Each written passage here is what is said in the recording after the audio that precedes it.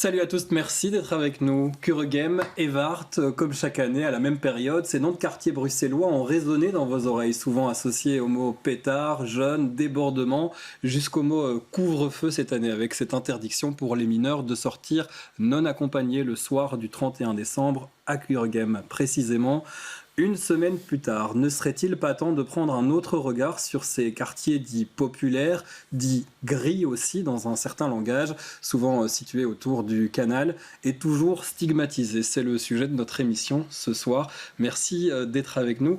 Merci à nos invités aussi, des personnes engagées à leur manière dans ces quartiers, comme vous, Léa Avroman, vous êtes membre de Two Stand. C'est une ASBL qu'on connaît bien ici à BX1. Vous faites des occupations temporaires, vous réfléchissez surtout au territoire et à la place que peuvent avoir les gens dans ces quartiers dits gris, c'est ça? Qu'est-ce qu'on appelle un quartier gris? Je dirais pas un quartier gris, je dirais plutôt des zones grises qui sont des zones où beaucoup de choses sont encore possibles et où beaucoup d'espace est encore nécessaire pour pouvoir exister, des zones où beaucoup de personnes n'ont pas spécialement beaucoup de place à eux ou pour eux. Donc moi j'appelle les zones grises ou les zones dans lesquelles nous on travaille en tout cas des zones qui sont pour les personnes qui n'ont pas accès à de l'espace aussi bien privé que public par la stigmatisation et les réglementations que tu viens de donner comme exemple par exemple et tant d'autres qu'on retrouve partout dans la ville. Et c'est des zones qui sont liées à ce phénomène de gentrification, évidemment, parce qu'elles sont intéressantes pour des promoteurs immobiliers, par exemple, pour des pouvoirs publics qui veulent les développer et comment faire de la place à tout le monde dans cette idée de gentrification, d'amener des nouveaux logements, des personnes plus privilégiées. On va en parler évidemment avec vous aussi, Mehdi Kamal. Bonsoir, merci d'être avec nous. Artiste engagé, vous venez aussi comme Léa de ces quartiers Tour et Taxi en particulier. Vous vous connaissez d'ailleurs dans la vie, hein, vous vous êtes connus il y a longtemps, il paraît. Ça fait au moins 10 ans qu'on se connaît, ouais. Voilà. Et vous développez votre approche artistique sur base un peu de cette réflexion territoriale. C'est une thématique qui peut m'inspirer pour certains de mes travaux. Je travaille pas que là-dessus, mais c'est un truc qui me touche et du coup, si je peux incorporer ces thématiques dans mon art, j'essaye de le faire. Et on va voir à quoi ça peut servir justement de faire de l'art là-dessus, d'avoir une réflexion là-dessus, comme ce que fait Tom Lyon. Bonsoir, merci d'être avec nous. Bonsoir. Alors vous êtes photographe, mais pas que, finalement vous documentez ces lieux et c'est un ancien projet qui vous a un peu emmené sur cette zone du canal. Et finalement, vous avez créé tout un projet photographique qui s'appelle Zone. C'est en collaboration avec Pauline Van de Nest. On va encore entendre son nom parce que votre duo est important. Et puis pas seulement parce que vous travaillez avec les personnes que vous rencontrez sur place, comme Nordine Saidi. Avant de vous entendre, Tom, je propose qu'on vous entende sur le terrain. On vous a retrouvé au bassin de Bistebroek.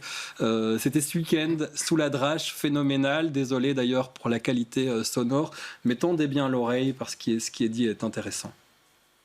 Tom Lyon connaît bien le bassin de Bistebroek et tous les alentours du canal.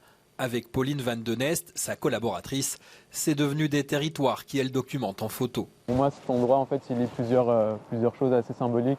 Que ce soit ce quartier-là, le quartier Citylox qui depuis a poussé et qui est ces espèces de bâtiments super blancs. Puis dans le projet aussi, il y a un moment, une des images où on voit cette occupation, le futur projet Key West, qui était une occupation qui se fait expulser. Et il y a une image d'un tag en train d'être recouvert. Puis là, je vois un tag Justice pour Adil qui est mort à quelques centaines de mètres ici. C'est aussi ici qu'il a rencontré Nordine Saidi, un habitant du quartier qui, depuis, s'est joint au projet. C'est ce qu'on a fait plusieurs fois après, en fait, c'est des balades sonores d'abord. Donc on n'a pas fait d'images ensemble, par exemple une photographie Nordine. Assez vite, ce qui s'est mis, c'est plutôt que Nordine nous raconte le quartier comme lui le vit, ce qu'il en voit. Contrairement à beaucoup de gens, ils ne sont pas passés comme un jogging. Rapidement, ils sont arrêtés en balade, ils ont discuté avec les gens du quartier, ils se sont intéressés à l'histoire. Et donc je pense que c'est tout ça qui a fait qu'on a maintenu des liens. Pour moi, c'était juste des balades, d'expliquer mon quartier, ma vie, parce que ça fait plus de 40 ans que je vis ici. Et donc de laisser une trace en quelque sorte du quartier. Et donc Pauline et Tom m'ont offert cet espace, je dirais, et moi je leur ai offert mes secrets ou des témoignages de ma vie assez individuels en fait. On parle beaucoup de changement du quartier, mais on oublie qu'il y a des habitants qui y vivent, beaucoup de jeunes, énormément de jeunes. Ne jamais oublier ceux qui sont dans mon dos, c'est-à-dire Adil, Mehdi, Ibrahima, Akram, Dieu merci. Cette histoire est aussi une histoire à retenir, pas pour se lamenter, mais pour honorer, pour ne pas oublier. Ce que je tiens à dire, moi, c'est que je ne veux certainement pas faire penser que c'est le plus beau quartier du monde, celui où il ne se passe jamais aucun problème, où je ne veux pas idéaliser mon quartier. Je ne veux pas non plus faire ce qui se fait majoritairement, c'est-à-dire le criminaliser ou le rendre encore plus gris que ce qu'il n'est. J'ai juste envie de dire qu'il y a de la lumière aussi dans les quartiers gris. Voilà, de la lumière dans les quartiers gris. Vous entendiez Nordine Saidi qui fait vraiment partie du projet maintenant. Donc vous l'avez rencontré en allant sur le terrain.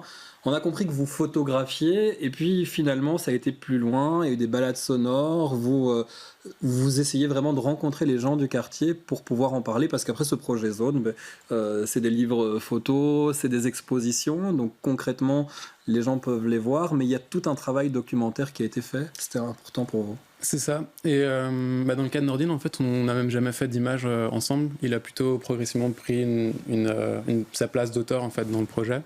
Et comme il dit, en fait, voilà, nous on a commencé à travailler autour du quai de Bistebroek, au quartier Aurore.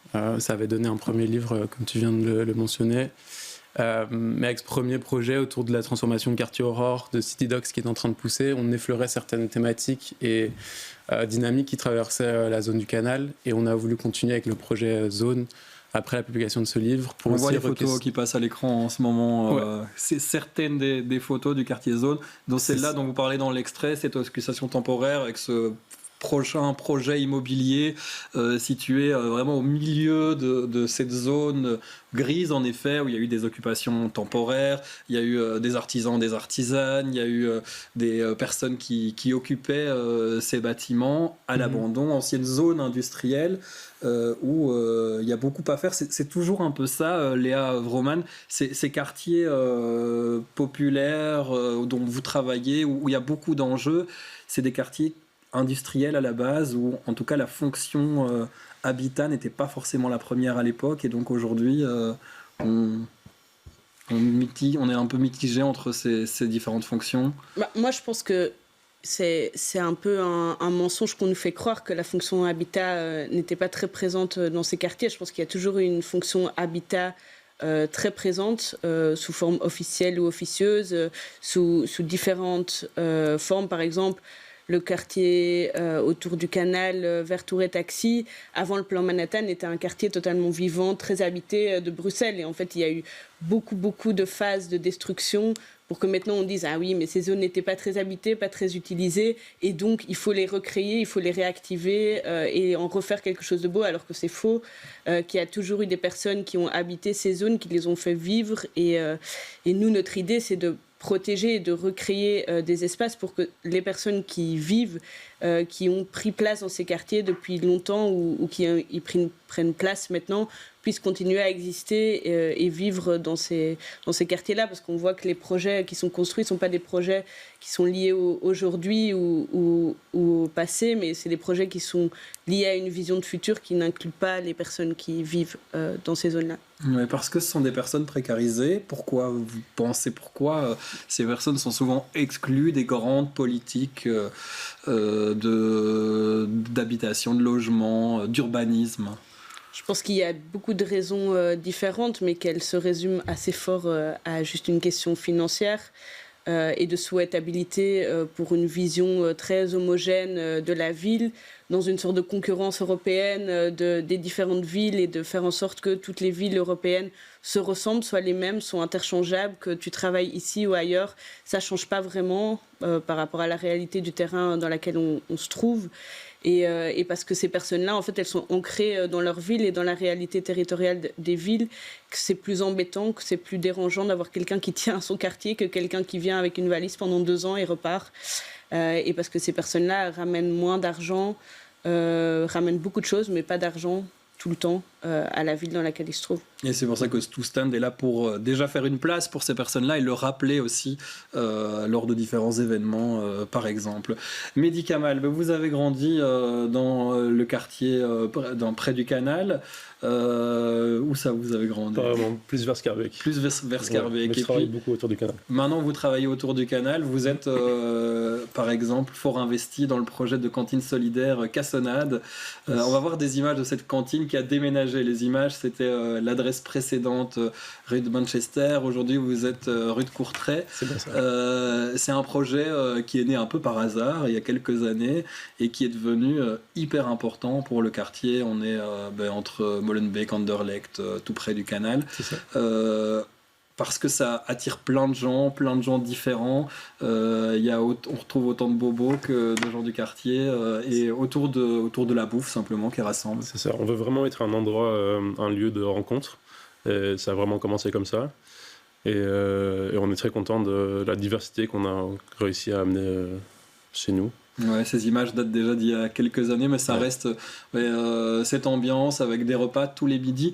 Alors on dit cantine solidaire parce qu'en fait on paye pour le suivant. Vous pouvez nous expliquer? C'est ça. En gros, c'est un restaurant solidaire. On fonctionne tout à fait sans prix.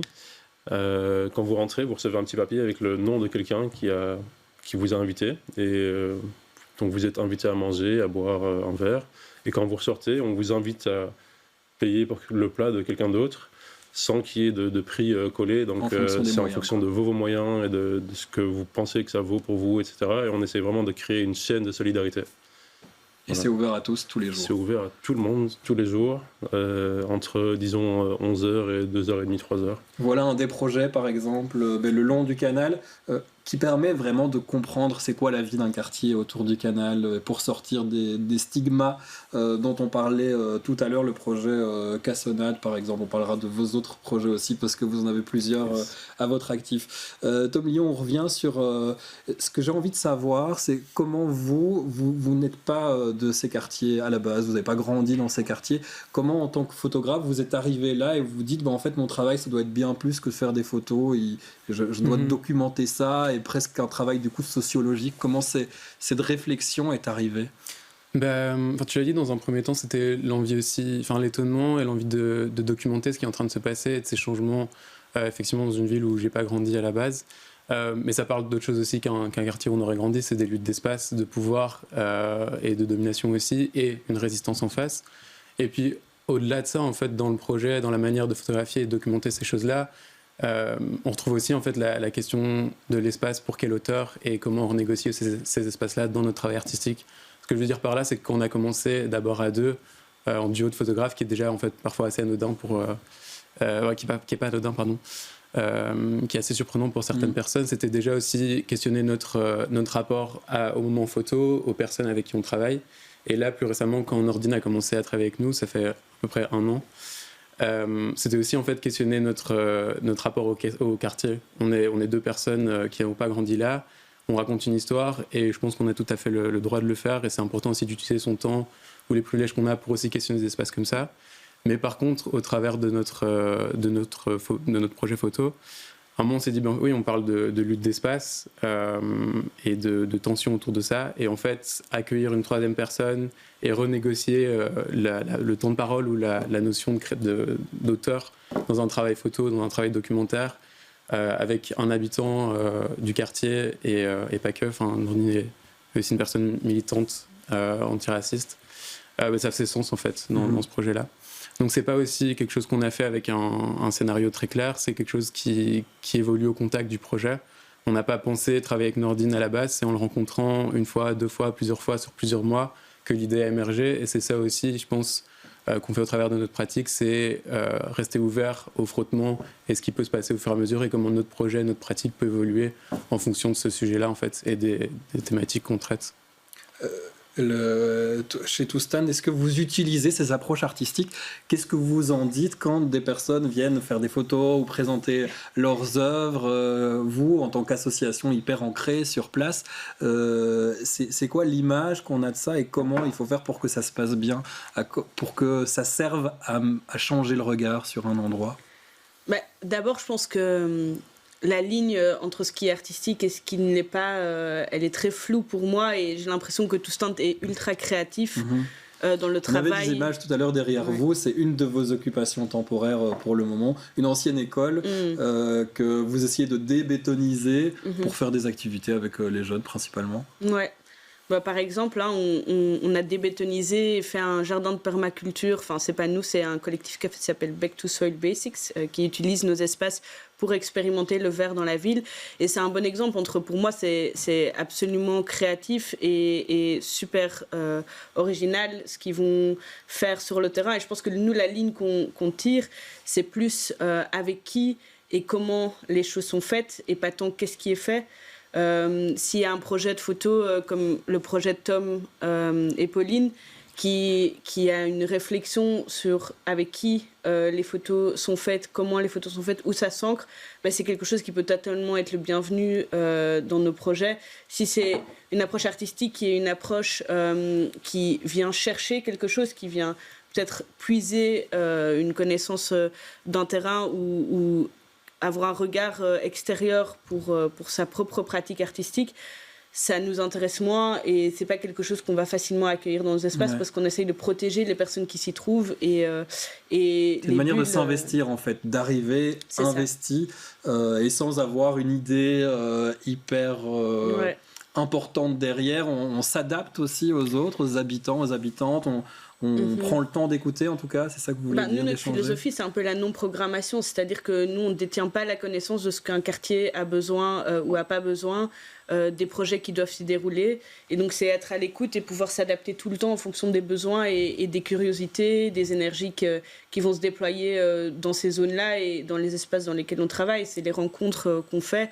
Et c'est si quelqu'un vient avec un projet qui est tout dessiné, qui est tout prévu, c'est quelque chose qui va moins nous intéresser parce que pour nous, toutes les choses intéressantes se passent dans cette zone grise, dans l'imprévu. Et c'est ça qu'on essaye de soigner et oui, de continuer à faire. À créer. Créer, c'est aussi votre dada, Mehdi, on le disait, vous êtes artiste, vous faites des sculptures hyper impressionnantes, on va voir des images. Vous êtes aussi à l'origine, on le connaît tous, le terrain de basket à Dansart, qui a pris des couleurs il y a quelques années. Là, on vous voit peindre, on va voir des sculptures sur la photo suivante. Que vous installez dans ces zones, là c'est le terrain de basket. Il a été repeint plusieurs fois depuis, mais l'idée c'est toujours de mettre plein de couleurs et de peps. C'est bien ça, redonner vie à la ville. Celui que vous voyez était designé par Dema. C'est un graffeur très connu à Bruxelles de CNN. C'est une légende un peu. Ouais, c'est quelqu'un. Votre pratique artistique. Ma pratique artistique.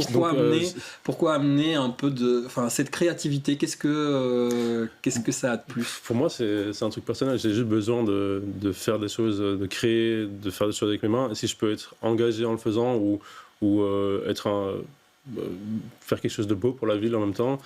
Le terrain de basket à Dansart, c'est un truc qui me tient à cœur. C'est là que j'ai commencé le basket et c'est une place que j'utilise toutes les semaines, tous les jours, j'ai envie de dire. Et du coup, revitaliser cette place, j'ai envie de dire, c'est chouette. Et j'aimerais bien le faire tous les ans. On a vu beaucoup de photos. J'ai un mentor avec qui je travaille depuis 10 ans. On a un jardin avec des sculptures. Et c'est ma passion de créer et j'espère pouvoir le faire toute ma vie. Ouais.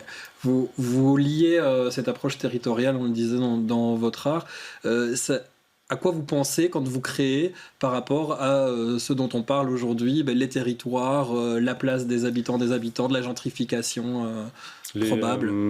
J'ai fait des statues que j'ai mis dans un lieu culturel il y a 1 an et demi environ. Et c'était pour moi vraiment question de représentation. C'est une association à Molenbeek que j'aime beaucoup qui s'appelle Décor Atelier qui m'a invité en tant qu'artiste. Et il y a beaucoup de jeunes en dehors qui sont dans ce quartier mais qui ne rentrent pas dans plein de lieux culturels et je voulais les faire rentrer de force presque. Et du coup, c'est parti un peu de cette idée-là. Il y a eu un peu de critiques, un peu de gens qui trouvaient ça bien. Il y a eu plein de réactions différentes, mais c'est ça que fait l'art, je pense. Ça crée des réactions différentes chez plein de gens et c'est OK. Qu'est-ce que... Ces statues, elles avaient une force, ouais. Quand tu étais là dans cet espace, le soir aussi, même dans un autre contexte, elles avaient ce truc de... C'était des jeunes qui étaient assis comme ça, souvent les mains dans les poches. Et t'es là dans un contexte différent, et puis d'un coup, tu détournes le regard et ça réouvre une question, en fait, ça la fait réémerger. Elles ouvraient à chaque fois un espace de dialogue aussi pour les personnes qui passaient. Elles sont assez interloquantes, et puis il y a les questions qui en découlent. Pour moi, c'était très chouette de voir les gens interagir avec les statues, s'asseoir dessus, prendre des photos avec ou autre, ou juste être intrigué. Et pour moi, c'est quelque chose qui m'intéresse beaucoup, voir ce que font les gens avec mon art, tu vois. Puis c'est donner une place peut-être aussi aux jeunes que vous représentez. Ils sont là, on les... Exactement. On leur fait des statues aussi. Ils sont définitivement posés. Quand vous entendez ce qu'on entend sur le réveillon, le couvre-feu, Léa Vroman, vous avez grandi dans ces quartiers populaires, pas Kuregem, mais pas loin, Tour et Taxi. Quand vous entendez les stigmates, ce qu'on dit dans les médias, parce que c'est l'actualité aussi, c'est vrai, il y a des pétards, il y a des feux d'artifice. Qu'est-ce que vous en avez à en dire? Qu'est-ce que ça vous fait?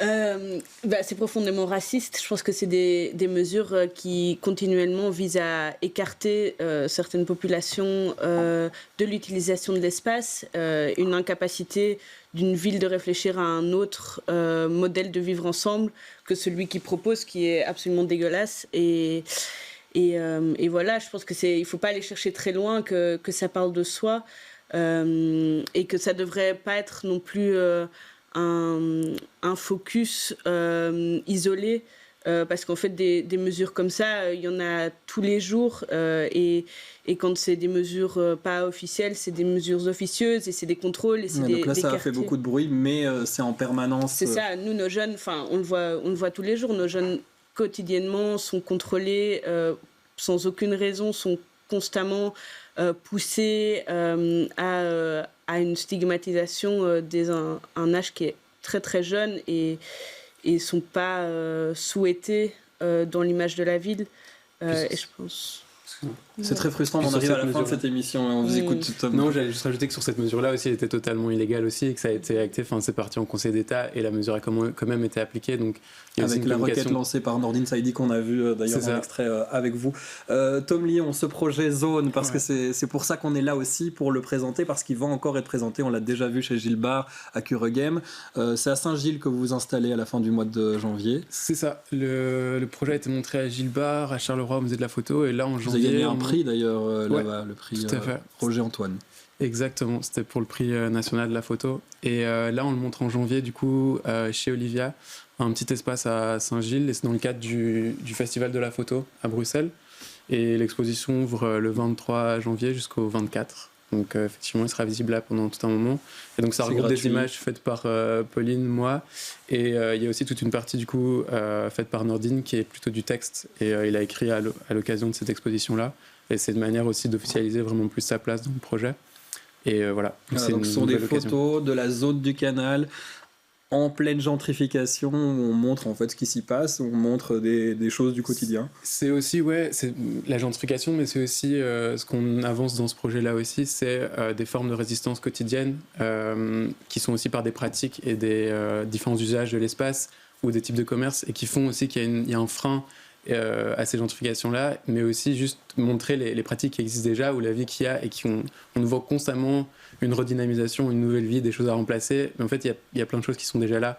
Et je pense que c'est Nordine qui le dit à un moment, c'est pas une question de romantiser tout ce qui s'y passe et de gommer tous les problématiques qu'il y a, mais c'est de faire un contre-narratif aussi face à cette ville qui nous est vendue comme meilleure, plus neuve, toute lisse, bétonnée, de demain, alors qu'en fait il y a une vie qui est là avec plein de choses à défendre et à questionner, mais qui est déjà là, et les gens y sont dans ce quartier. Donc c'est aussi ça qu'on montre à travers le projet. Ce sera le mot de la fin. Mehdi Kamal, vos œuvres, on peut les retrouver, elles sont visibles pour le moment, on peut les voir? Il y a déjà Dansart. Il y a Dansart qui est toujours visible, vous pouvez les jouer sur le terrain. J'ai un jardin avec mon mentor qui est Klutstraat 24 à Alsenberg. Un petit peu en dehors de Bruxelles. Ouais. Et pour le reste, j'essaye toujours d'exposer à Bruxelles. Vous pouvez me suivre sur les réseaux, quoi. Et on vous retrouve chez Cassonade, donc rue de Courtrai, c'est ouvert tous les midis. Et puis il y a des projets importants pour Toustan que vous avez envie de citer avant qu'on clôture cette émission? Non, j'ai hâte de pouvoir accueillir un jour Tom et Pauline et peut-être Mehdi et de continuer à faire des choses ensemble. Je pense voilà, que mais c'est ça le Toastan, plus donc important. c'est des occupations temporaires, c'est beaucoup de réflexion. Vous avez un site internet si on veut s'investir dans vos projets ou simplement profiter des activités que vous organisez. C'est toastan.be, je crois, facile. Enfin, en tout cas, on le tape sur internet, on le trouve. Ouais. Merci à tous les trois d'avoir été nos invités. Continuez la réflexion, c'est le propre de cette émission. On se retrouve très bientôt pour un prochain numéro. Je vous souhaite une très belle soirée sur BX1.